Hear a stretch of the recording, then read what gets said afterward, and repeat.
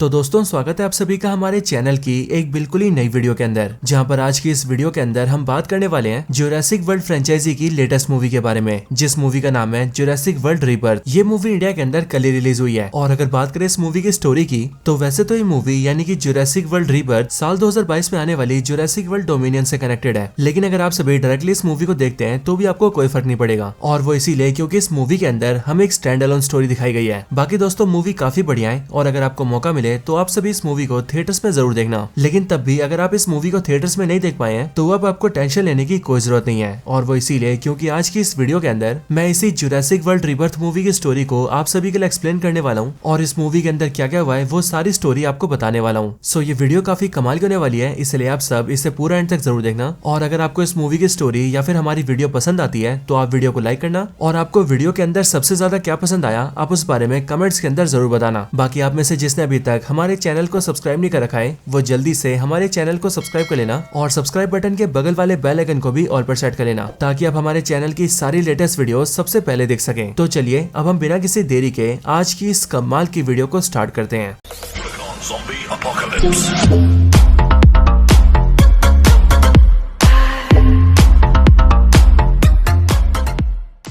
तो दोस्तों Jurassic world rebirth एक ऐसी मूवी है जिसके अंदर हमें एक ऐसी दुनिया दिखाई जाती है जिस दुनिया में ह्यूमंस और डायनासोर्स दोनों एक साथ रहते हैं। असल में जुरासिक वर्ल्ड रीबर्थ की जो स्टोरी है वो 2027 की है, यानी कि देखा जाए तो आज से 2 साल आगे की। लेकिन इसी मूवी की दुनिया में हमें पता लगता है कि आज से करोड़ों साल पहले जब दुनिया में डिस्ट्रक्शन मची, तब उस टाइम पर दुनिया भर के ज्यादातर डायनासोर्स मारे गए, लेकिन उन सब में कुछ जिंदा बच गए। पर उन सभी ने अपनी जान बचाने के लिए धरती के नीचे रहना स्टार्ट कर दिया, और फिर तब से लेकर अब तक डायनासोर्स बाहरी दुनिया के लिए विलुप्त रहे, लेकिन उनकी प्रजातियां धरती के नीचे फलती फूलती रही। लेकिन फिर आज से ठीक 32 साल पहले, यानी कि साल 2027 से 32 साल पहले, मतलब कि बिल्कुल साल 1995 के अंदर दुनिया में अचानक से एक बड़ा सा वोल्केनो फटा। लेकिन मानो उसी वोल्केनो ने डायनासोर्स के लिए बाहरी दुनिया का दरवाजा खोल दिया, क्योंकि फिर उन्हीं रास्तों के द्वारा डायनासोर्स बाहरी दुनिया में आने लगे, और फिर धीरे धीरे करके उन्होंने इंसानों के साथ रहना स्टार्ट कर दिया। लेकिन दोस्तों इस दुनिया का वातावरण इन डायनासोर्स के लिए अनुकूल नहीं था, और वो इसीलिए क्योंकि इस समय में ना तो करोड़ों साल पहले जैसी हवा थी और ना ही आज का तापमान डायनासोर्स के रहने लायक था, और फिर इसी कारण की वजह से डायनासोर्स धीरे धीरे करके मरने लगे। लेकिन तब भी दुनिया में एक जगह ऐसी थी जहाँ पर डायनासोर्स आराम से रहने लगे, और वो जगह थी पृथ्वी का इक्वेटर। अब दोस्तों ये जो इक्वेटर है ये एक इमेजिनरी लाइन है जो कि बेसिकली पूरी दुनिया को 2 भागों में बांटती है। लेकिन इसी इक्वेटर लाइन के आसपास जितने भी समुद्री इलाके और जितने भी टापू थे, उनमें से बहुत सारी जगह डायनासोर्स के रहने लायक थी, क्योंकि वहाँ पर डायनासोर्स के रहने लायक तापमान भी था और उनके लायक बहुत सारा ऑक्सीजन भी था। और फिर इसीलिए डायनासोर्स ने इक्वेटर के आसपास के समुद्री इलाके और टापुओं पर रहना शुरू कर दिया। लेकिन डायनासोर्स के कारण ये सारी जगह बहुत ही खतरनाक हो गई, और इसीलिए दुनिया भर की सरकारों ने इन जगहों पर बैन लगा दिया, और दुनिया भर के सारे आम इंसानों को वहां पर जाने से मना कर दिया। इसके साथ ही दुनिया भर में बहुत ही ऐसी गिनी चुनी कंपनीज थी जिन कंपनीज को वहां पर जाने की इजाजत दी गई, ताकि वो कंपनीज डायनासोर्स पर रिसर्च कर सके और दुनिया इस प्रजाति के बारे में और ज्यादा जान सके। सो अब दोस्तों इस मूवी की जो शुरुआत होती है वो होती है प्रेजेंट टाइम के 17 साल पहले से, यानी कि ठीक साल 2010 से। साल 2010 में हम ये देखते हैं कि दुनिया की एक काफी बड़ी कंपनी जिसका नाम इनजेन होता है, वो यही इक्वेटर के पास अटलांटिक ओशन के टापुओं पर डायनासोर्स पर रिसर्च कर रही होती है। और ऐसे एक टापू पर इंजन कंपनी ने अपनी एक लेबोरेटरी भी बना रखी होती है, और इस लैब के अंदर बेसिकली इस कंपनी के सारे बड़े बड़े इंजीनियर्स और डॉक्टर्स मिलकर डायनासोर्स के म्यूटेशन पर काम कर रहे होते हैं। यानी कि ये लोग सारे डायनासोर्स के ब्लड को इकट्ठा करके उनके डीएनए में चेंजेस कर रहे होते हैं, ताकि वो लोग मौजूदा डायनासोर्स को म्यूटेट कर सकें। और दोस्तों मूवी की शुरुआत में हम ये देखते हैं कि ये इंजन कंपनी अपने लैब के अंदर कई सारे डायनासोर्स को म्यूटेट भी कर चुकी होती है। लेकिन इस टाइम पर वो लोग एक टीरेक्स के म्यूटेशन पर काम कर रहे होते हैं, बट उनके इसी काम के दौरान हम ये देखते हैं कि एक एम्प्लॉय के छोटी सी लापरवाही की वजह से मशीन पे गड़बड़ी हो जाती है, और उनके म्यूटेशन का काम बीच में रुक जाता है। लेकिन अगले पल वो लोग जिस टीरेक्स पर काम कर रहे होते हैं वो जाग जाता है, और वो आजाद होकर पूरे लैब को तबाह करने लगता है। साथ ही साथ वो इस लैब के अंदर कई सारे लोगों को खा भी जाता है, और इस टीरेक्स को देखकर हमें पता लगता है कि ये काफी हद तक म्यूटेट हो चुका है, और इसलिए देखने में बहुत ही ज्यादा खतरनाक एंड साइज में काफी ज्यादा बड़ा हो चुका होता है। लेकिन ये हादसा होने की वजह से उस लैब के सारे एम्प्लॉइज वहां से भाग जाते हैं, और वो सभी उस लैब को और अपने म्यूटेशन वाले काम को वहीं पर छोड़ देते हैं, जिसके बाद कोई भी वहां पर मुड़कर वापस नहीं आता है। लेकिन अब इसके बाद सीन शिफ्ट होता है, और हम ये देखते हैं कि अब 17 साल बीत चुके हैं, और इसीलिए 2010 से सीधा समय आता है 2027 का,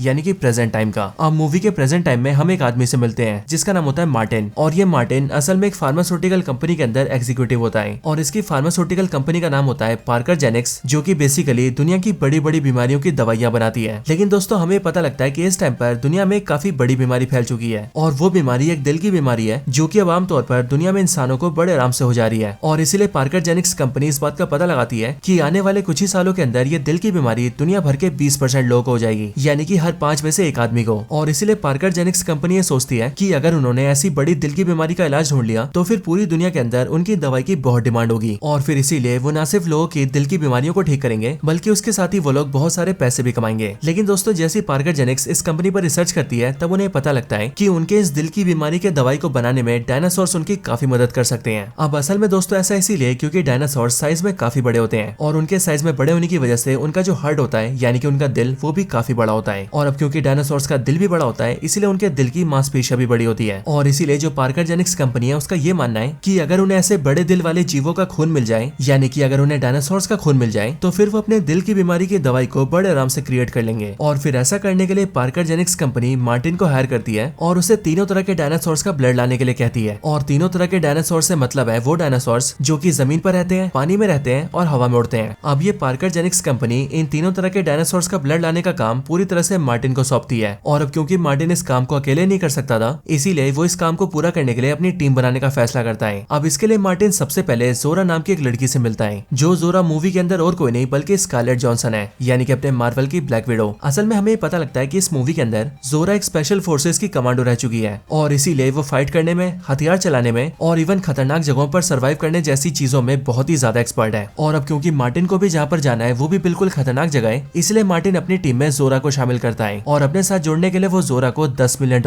ऑफर करता है, जो $10 मिलियन अपने इंडिया के 8-8.5 करोड़ रुपए होते हैं। अब इसके बाद ही मार्टिन जोरा को अपने मिशन की सारी चीजें बताता है, जिसके अंदर वो सबसे पहले जोरा को बताना स्टार्ट करता है कि वो जिस फार्मास्यूटिकल कंपनी के लिए काम करता है, यानी कि पार्कर जेनिक्स, वो एक दिल की खतरनाक बीमारी के ऊपर काम कर रहे हैं। लेकिन दिल की उस बीमारी की दवाई को बनाने के लिए उन्हें 3 तरह के डायनासोर्स के ब्लड की जरूरत होगी, और ये 3 तरह के डायनासोर्स हैं हवा में उड़ने वाले, जमीन पर चलने वाले और पानी में तैरने वाले। लेकिन इन सबके साथ ही मार्टिन जोरा को ये भी बताता है कि उसका जो ये पूरा मिशन होगा वो पूरी तरह से अनऑफिशियल होगा, यानी कि पूरी तरह से एक सीक्रेट मिशन। और ऐसा इसीलिए क्योंकि कोई भी सरकार उन्हें इस मिशन को पूरा करने की इजाजत नहीं देगी। लेकिन इन सारी चीजों को जानने के बाद भी जोरा मार्टिन की टीम को ज्वाइन कर लेती है, और उसके पैसों के ऑफर को देखकर उसकी मदद के लिए हाँ कर देती है। अब इसके बाद मार्टिन जोरा को लेकर तीसरे आदमी के पास जाता है, और इस तीसरे आदमी का नाम होता है डॉक्टर हेनरी। और ये डॉक्टर हेनरी पेशे से एक पैलियोंटोलॉजिस्ट होता है। आसान भाषा में कहे तो ऐसा बंदा जिसे डायनासोर्स की बहुत नॉलेज है, और डॉक्टर हेनरी के इसी नॉलेज की वजह से मार्टिन उसे टीम में शामिल करना चाहता है। अब आगे मार्टिन डॉक्टर हेनरी को भी सारी बात बताता है, जिसके बाद डॉक्टर हेनरी भी मार्टिन की टीम को ज्वाइन कर लेता है। लेकिन इसके साथ ही हमें यह भी पता लगता है कि डॉक्टर हेनरी को पैसों का लालच नहीं है, बल्कि असल में वो तो डायनासोर से बहुत प्यार करता है, और इसीलिए वो इस मिशन पर इसीलिए जा रहा है क्योंकि उसे डायनासोर्स को करीब से देखना है और उनके बारे में और ज्यादा जानना है। हालांकि जब यहाँ पर मार्टिन डॉक्टर हेनरी को अपना प्लान बताता है तब वो इस बात को मेंशन करता है कि उन्हें 3 तरह के डायनासोर्स का ब्लड चाहिए, यानी कि एयर, वाटर और लैंड, तीनों तरह के डायनासोर्स का ब्लड। लेकिन फिर इसके बाद ही मार्टिन डॉक्टर हेनरी के साथ मिलकर इस बात को भी जानता है कि उन्हें डायनासोर्स के जिन 3 प्रजातियों का ब्लड चाहिए उन तीनों स्पीशीज के नाम क्या है। हमें पता लगता है कि उन्हें पानी वाले जिस डायनासोर का ब्लड चाहिए उस डायनासोर का नाम है मोसासोरस। इसके अलावा उन्हें जमीन वाले जिस डायनासोर का ब्लड चाहिए उस वाले डायनासोर का नाम है टाइटानोसोरस, और आखिर में हवा वाले डायनासोर का नाम है क्वॉटज़लकोटलस। अब इन सारी चीजों को डिसाइड करने के बाद भी मार्टिन को टीम में और बंदे चाहिए, क्योंकि जाहिर सी बात है कि उनकी 3 बंदों की टीम इस काम के लिए काफी नहीं है। लेकिन फिर इसके लिए जो जोरा होती है वो मार्टिन को अपने पुराने दोस्तों से मिलवाती है, जहाँ पर हमें पता लगता है कि जोरा के ये दोनों दोस्त उसके साथ स्पेशल फोर्सेस में थे, और जोरा के इन दोनों दोस्तों का नाम होता है डंकन और बॉबी। और इन दोनों में जो बॉबी होता है वो हथियार चलाने में और लड़ाई करने में काफी एक्सपर्ट होता है, और साथ ही जो डंकन होता है उसके पास स्पेशल फोर्स की ट्रेनिंग के साथ साथ समुद्र में बोट चलाने की ट्रेनिंग और रास्ते को नेविगेट करने की ट्रेनिंग भी होती है। और अब इसीलिए डंकन और बॉबी के टीम में जुड़ने के साथ ही मार्टिन की टीम के अंदर टोटल 5 मेंबर्स ऐड हो जाते हैं, जो कि होते हैं मार्टिन, जोरा,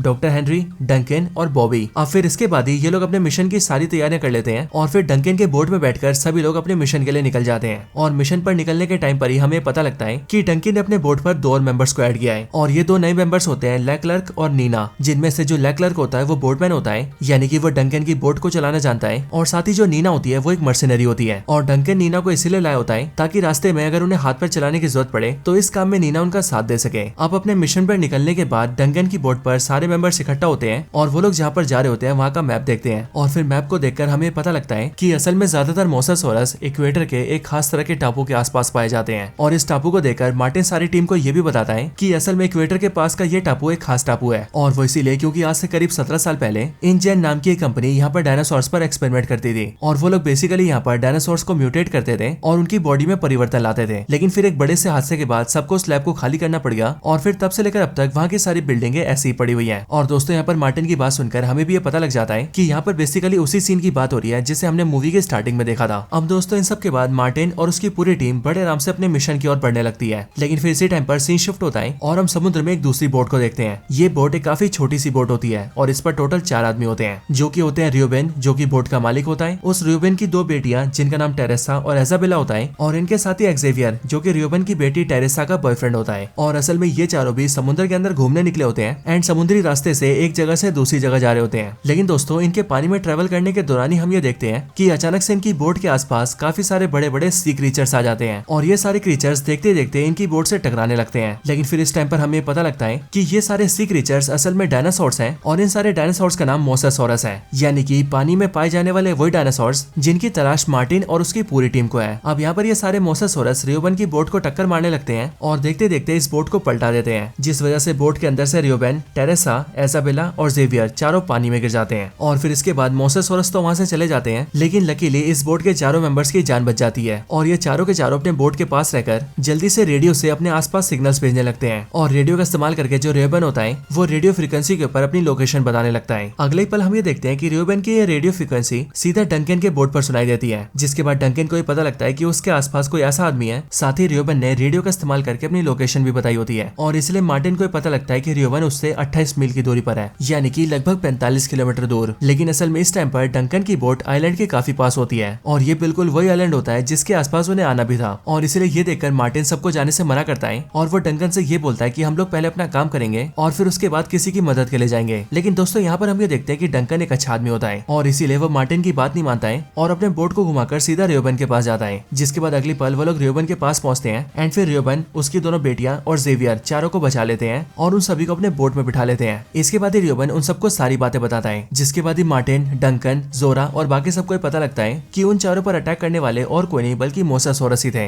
यानी कि वही पानी वाले डायनासोर्स जिनकी तलाश उन सबको भी है। हालांकि दोस्तों अगले पल हम ये देखते हैं कि पानी के अंदर काफी सारे मोसासोरस उनकी बोट से भी टकराने लगते हैं, लेकिन फिर ये देखकर टीम के सारे बंदे खुश हो जाते हैं और फिर वो जल्दी से अपनी बोट को मोसासोरस के और करीब लेकर आते हैं। अब असल में दोस्तों डायनासोर्स का ब्लड निकालने के लिए इन सब ने एक तरकीब लगाई होती है और ये तरकीब होती है डॉक्टर हेनरी की। एक्चुअली में डॉक्टर हेनरी के पास एक ऐसी गन और ऐसे कंटेनर्स होते हैं जो कि एक्चुअली में एक सुई की तरह काम करते हैं, और इसीलिए जैसे इन छोटे छोटे सुई वाले कंटेनर्स को डायनासोर की बॉडी पर मारा जाएगा, वैसे इसकी सुई सीधा डायनासोर की बॉडी के अंदर घुसेगी। ये कंटेनर जल्दी से डायनासोर के ब्लड से भर जाएंगे। पूरी तरह से भरने के बाद ये कंटेनर सीधा हवा में उड़ जाएंगे और फिर हवा में जाने के बाद ही इनके अंदर से एक पैराशूट खुल जाएगा, जिसके बाद ये बड़े आराम से उड़ते उड़ते नीचे आ जाएंगे और नीचे आने पर जोरा, मार्टिन और उनकी पूरी टीम इन कंटेनर्स को कैच कर लेगी। अब दोस्तों अपने सामने मोसासोरस का देखकर जोरा जल्दी से उन पर उसी गन से फायर करती है, जिसके बाद गन के फायर होती वो कंटेनर सीधा मोसासोरस की बॉडी में घुसता है। उसके अंदर जल्दी से ब्लड इकट्ठा होता है और फिर जोरा और उसकी टीम उस कंटेनर को हासिल भी कर लेते हैं और फिर इस तरह से उन्हें पहले डायनासोर का ब्लड सक्सेसफुली मिल जाता है। इसलिए ये चीज देखकर टीम के सारे बंदे बहुत ज्यादा खुश होते हैं। लेकिन दोस्तों इन सबके कुछ टाइम बाद ही हम ये देखते हैं कि अचानक से उनकी शिप पर दूसरे तरह के डायनासोर्स भी अटैक कर देते हैं, और ये जो डायनासोर्स होते हैं ये भी पानी वाले डायनासोर्स होते हैं, लेकिन इनका नाम होता है स्पाइनोसॉरस। और ये लोग देखते ही देखते इनकी बोट पर अटैक कर देते हैं और बोट को टक्कर मारने लगते हैं। ये देखकर जोरा और डंकन का दोस्त बॉबी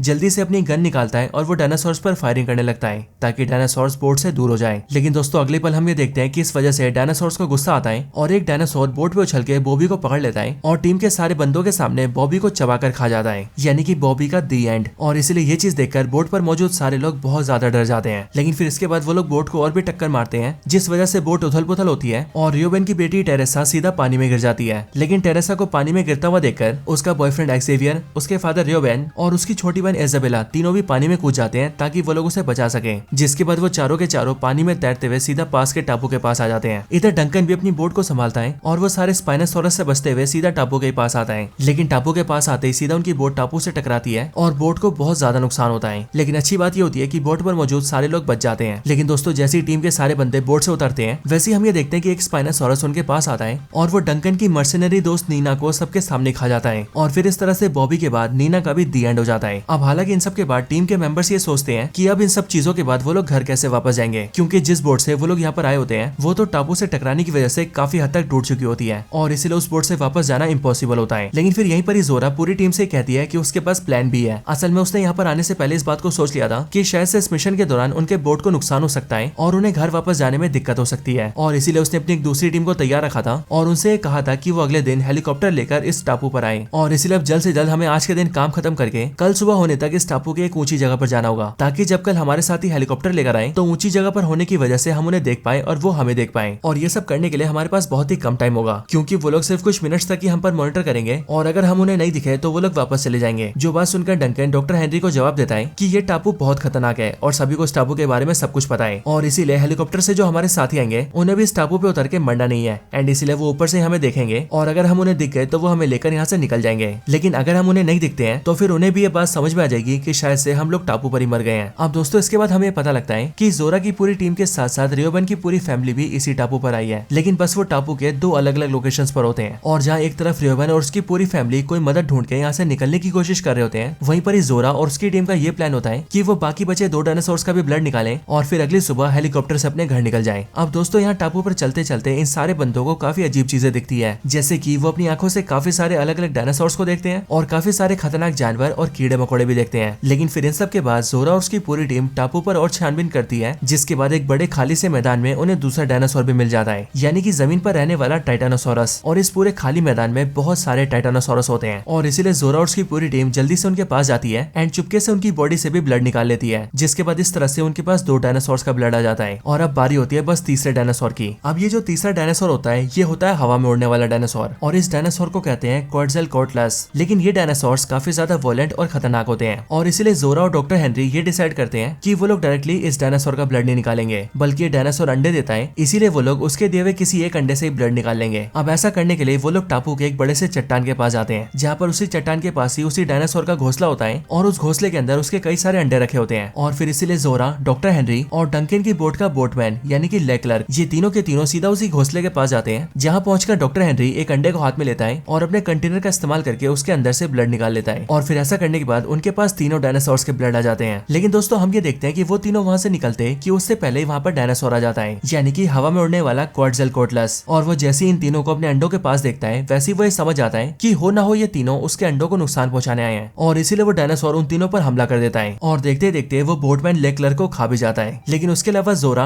डंकन, मार्टिन और डॉक्टर हेनरी ये चारों किसी तरह से अपनी जान बचा लेते हैं और तीनों डायनासोर्स के ब्लड को लेकर टापू में आगे निकल जाते हैं। अब दोस्तों धीरे धीरे करके रात होने लगती है, लेकिन अंधेरा होने से पहले हम ये देखते हैं कि जोरा और उसकी पूरी टीम और रियोबन और उसकी पूरी फैमिली सीधा उसी लेबोरेटरी के पास पहुंच जाते हैं, जो लेबोरेटरी सालों पहले इंजन कंपनी द्वारा चलाई जाती थी। अब ये सब लोग इस लैब फैसिलिटी के अंदर इसीलिए आए होते हैं क्योंकि इन सबको ये जगह काफी सेफ लग रही होती है। लेकिन दोस्तों यहाँ आने के बाद ये लोग ये देखते हैं कि उनके ऊपर कई सारे डायनासोर्स अटैक कर देते हैं और ऐसा इसीलिए क्योंकि सालों पहले इसी लैब के अंदर बहुत सारे डायनासोर्स के म्यूटेशन पर काम किया गया था, जिस वजह से यहाँ के आसपास कई सारे डायनासोर्स हैं। लेकिन तब भी सभी लोग किसी तरह से डायनासोर से बचते रहते हैं। हालांकि इन सबके बीच ही मार्टिन अपना असली रंग दिखाता है और वो जैसे ही देखता है कि उसके पास अब तीनों डायनासोर्स का ब्लड आ चुका है, वैसे ही वो तीनों ब्लड्स वाले कंटेनर को अपने हाथ में ले लेता है और अपनी जेब से गन निकालकर सबके सामने तान देता है और सबको ये धमकी देता है कि अब अगर कोई उसके सामने आया तो वो उसे जान से मार देगा। लेकिन दोस्तों अब इन सब के बाद ही वहाँ पर एक और डायनासोर आता है जो कि साइज में बहुत ही ज्यादा बड़ा और खूंखार होता है और उसे देखकर हमें पता लगता है कि ये वाला डायनासोर और कोई नहीं बल्कि बिल्कुल वही वाला टीरेक्स है जिसे म्यूटेट किया गया था और इसी म्यूटेट होने वाले टीरेक्स ने सालों पहले इंजन कंपनी की लेबोरेटरी को तबाह किया था। एंड ये टीरेक्स जैसे यहाँ पर आता है वैसे वो सबसे पहले इन सब पर अटैक करता है और वो मार्टिन को पकड़ के खा जाता है। लेकिन उसी टाइम पर डायनासोर्स के ब्लड वाला जो डब्बा होता है वो वहीं पर गिर जाता है और इसीलिए जोरा उसे देकर उठा लेती है। हालांकि दोस्तों वहाँ पर उन सबको बचाने के लिए उनका हेलीकॉप्टर भी आता है, लेकिन हम ये देखते हैं कि वो टीरेक्स उस हेलीकॉप्टर को भी पकड़ लेता है और उसे चबा के डिस्ट्रॉय कर देता है, जिस वजह से हेलीकॉप्टर के अंदर के पायलट्स भी मारे जाते हैं। अब दोस्तों इन सभी को अपने आसपास एक शिप दिखती है जो शिप असल में इंजन कंपनी की होती है। लेकिन अब ये सब लोग डिसाइड करते हैं कि अब उन सभी को इसी शिप का इस्तेमाल करके यहाँ से बाहर निकलना होगा। लेकिन वो सब लोग जैसे ही शिप में बैठते हैं और वहाँ से निकलने लगते हैं वैसे ही टीरेक्स उन सबको देख लेता है और वो उन सबको खाने के लिए उनकी तरफ बढ़ता है। लेकिन इसी दौरान डंकन इस बात को नोटिस कर लेता है कि जहाँ से भी तेज रोशनी आती है ये टीरेक्स वहीं चला जाता है और फिर इसीलिए डंकन जल्दी से सबको शिप में बिठाता है और खुद एक फ्लेयर जला लेता है, जिस वजह से उस टीरेक्स का ध्यान डंकन पर जाता है और डंकन शिप से बहुत दूर भागने लगता है ताकि टीरेक्स उसके पीछे आए और उसके सारे साथी उस शिप का यानी कि बोट का इस्तेमाल करके वहाँ से निकल जाए। अब हालांकि जोरा उसे ऐसा करने से मना करती है, लेकिन डंकन उससे कहता है कि अब उसके पास और कोई चारा नहीं है और इसीलिए डंकन को सबकी जान बचाने के लिए ऐसा करना ही पड़ेगा। अब डंकन जल्दी से सबको निकलने के लिए कहता है, जिसके बाद वो लोग जल्दी से बोट स्टार्ट करते हैं और पानी के जरिए उस टापू से निकलने लगते हैं। और इधर दूसरी तरफ डंकन टीरेक्स को अपनी तरफ भगाने लगता है और पानी में तैरते हुए टीरेक्स को और दूर लाने लगता है। इसके बाद अचानक से फ्लेयर की लाइट बुझ जाती है, जिसे देखकर जोरा को ऐसा लगता है कि शायद से अब डंकन मारा जा चुका है और टीरेक्स ने उसे खा लिया है। इसके बाद टीरेक्स भी वहाँ से चलकर टापू की तरफ चला जाता है। लेकिन फिर टीरेक्स के जाने के कुछ टाइम बाद ही हम ये देखते हैं कि डंकन जहाँ पर होता है वहाँ पर एक और फ्लेयर जलती है और इसलिए वो देखकर जोरा ये समझ जाती है कि हो ना हो डंकन अभी भी जिंदा है और इसीलिए वो जल्दी से बोट को लेकर डंकन के पास जाती है और वो ये देखती है कि डंकन बिल्कुल सही सलामत है, क्योंकि डंकन टीरेक्स को चकमा देने में कामयाब हो गया था। और फिर इसीलिए वो लोग जल्दी से डंकन को भी बोट में बिठाते हैं और अपने सारे साथियों को साथ लेकर एंड तीनों तरह के डायनासोर्स के ब्लड को लेकर उस टापू से निकल जाते हैं। लेकिन रास्ते में जाते टाइम डॉक्टर हेनरी जोरा से कहता है कि इस सारे डायनासोर के ब्लड को मार्टिन एक ही कंपनी को देना चाहता था, लेकिन ऐसा करना बिल्कुल भी ठीक नहीं है। और वो इसीलिए क्योंकि अगर ये ब्लड किसी एक ही कंपनी को मिला तो वो कंपनी दवाई बनाने में कामयाब हो जाएगी और फिर वो दवाइयों को बहुत ही महंगे रेट पर बेचेंगी, जिस वजह से वो दवाइयां सब तक नहीं पहुंच पाएंगी और सिर्फ एक अकेली कंपनी मुनाफा कमाती रहेगी। और फिर इसके लिए डॉक्टर हेनरी और जोरा दोनों मिलकर ये डिसाइड करते हैं कि अब वो लोग इस ब्लड को थोड़ा थोड़ा करके काफी सारी कंपनीज में बांट देंगे ताकि सारी कंपनीज दवाई बना ले जिसके बाद सभी को दवाई मिल सके। और फिर दोस्तों इसके साथ ही ये पूरी मूवी खत्म हो जाती है।